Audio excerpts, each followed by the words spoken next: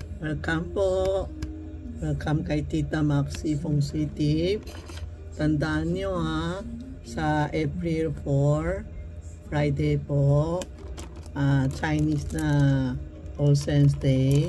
Huwag tayo mag-sign of contract, huwag maglipat ng bahay, huwag pumunta muna sa cemetery kasi that day is 30 years pinaka-worst law, sabi. Kaya huwag tayo pumunta. Feng Shui is a tip lang, is a guide lang.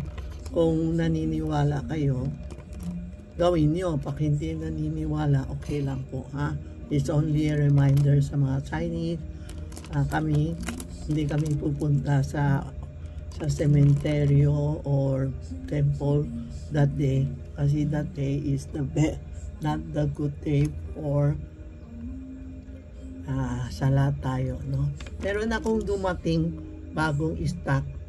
Ito po is for health and peace of mind. Ang ganda, bago lang.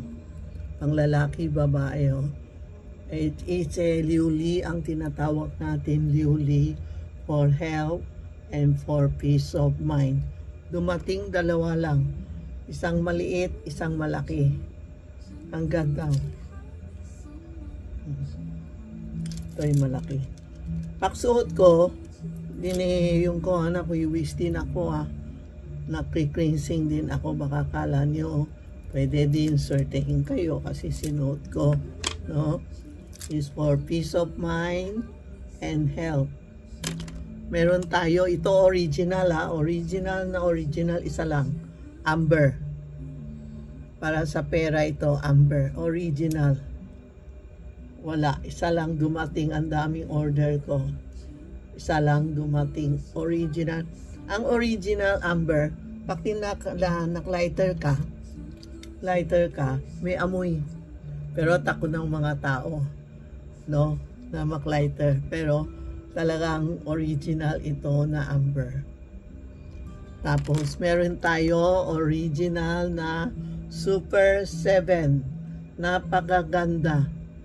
Super 7 sa loob, may 7 na kristal. May amber, may amethyst. Ewan ko, marami . May ito siya, may amethyst, may amber. Ano ba yun? Basta alam ko may 7. Re-review ko uli. May 7 na kristal na sa loob ng isang bato. This is for lahatan na. Very maganda, very popular. Isa lang dumating din, no? 10 mm. Screenshot nyo, napakaganda. Tapos ito yun, hindi original ito, synthetic lang, pero maganda na. Isa lang dumating, sample niya sa akin. It's a coral, no? Coral na bracelet. Parang maganda nga, no? Parating lang, oh. Ganda.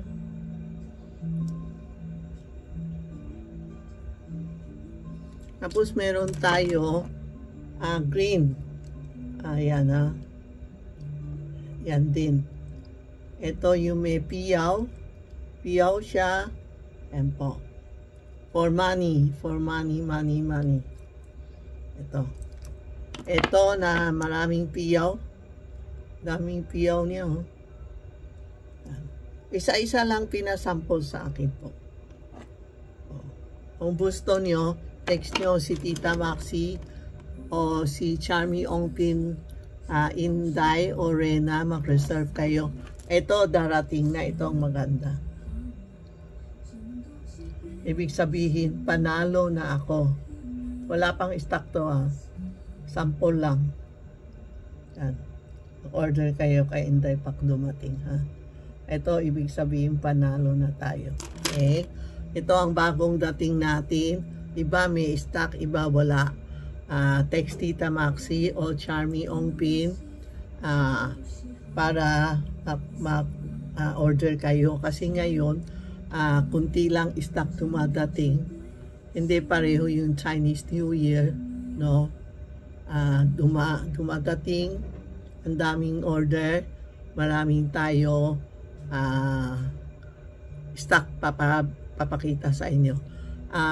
Please lang po, nakikiusap ako sa mga tao, maka-appointment kayo, tapos ano ba sasabihin ko, tinulungan ko sila, tiningnan ko bahay nila, hindi lang kami, kasi hindi ako makalabas, bukas papasok na ako.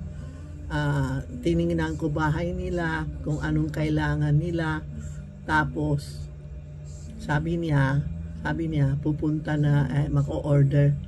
Hanggang ngayon, ibig sabihin wala na, kasi naturo ko na siya kung ano ang mali nila sa bahay, anong kailangan nila. Hindi na bumalik sa amin, hindi na text sa amin. Wag lang ganun po, makakalma kayo, kasi tinutulungan ko kayo. I have a good heart, tinutulungan ko kayo, pero hindi kayo thank you o ano, basta tahimik na lang kayo. Sorry po, okay lang. Susunod, hindi ko na gagawin yung style ko. Pag hindi pumunta sa tindahan, hindi ako titingin-tingin sa video, hindi ako magtitingin, tuturuan kayo maski na nasa probinsya kayo o nasaan kayo. Hindi ako magtitingin ng bahay nyo or ano, kasi puro thank you lang kayo, no? Sorry po ha, kasi sa oras namin sayang po, sayang ang good heart namin, tapos hindi na kayo kumikibo. Maraming customer ganun, tapos nako-order, mag-withdraw, hindi na bumabalik. Sorry po ha, makakalma kayo. Ako, okay lang ako, hindi kayo bumalik, bebenta ko sa ibang customer. Pero pag bebili na kayo, sure kayo, kayo pumunta dito sa amin, o tatanong, hindi tanong kayo ng tanong, tapos hindi pala kayo bebili. Ninoloko mo kami na mag-withdraw lang kayo, tapos hindi na bumabalik po, no? Sorry po ha, wag kayo ganun, kasi nakakayun nakaka-stress talaga. Bahala na kayo, bahala na Diyos sa inyo, kakalma kayo, kasi wag kayo lukuhin ng tao na walang kasalanan. Tapos order kayo,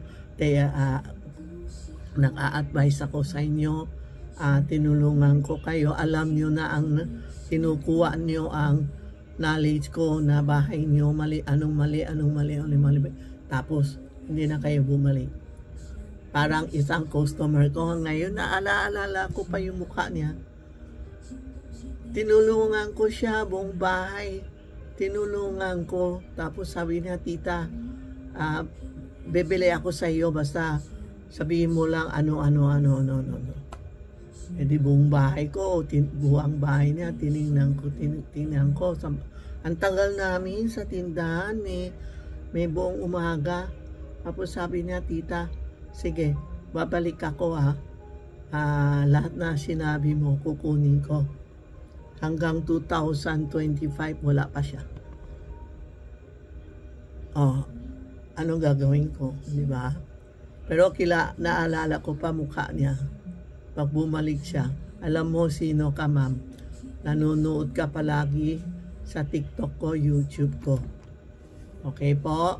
Sorry po salamat po na yun lang ako, na-depressed lang ako kanina sa customer ko yun. Hindi ko babanggitin ko, alam mo sino ka. Basta, no? Pag ganun po, kung bibili kayo, bili kayo. Kung ayaw nyo, sabihin nyo, tita, next time na ako bibili. Alam mo, hindi ako pumunta sa tindahan. Okay na ako ngayon, papasok na ako bukas. No? Sino gusto pupunta, mag-usap sa akin, pwede na pumunta sa tindahan po, ha? Okay? Kasi kailangan magtrabaho na ako. Maraming nakahanap na kay Tita Maxi. Sige po. Thank you po. Thank you. Salamat, salamat sa feng shui tip namin ha. Sa feng shui tip natin ha. Kung naniniwala kayo, okay. Pag hindi kayo naniniwala, okay. Huwag lang magalit sa akin. Thank you po. Salamat, salamat po.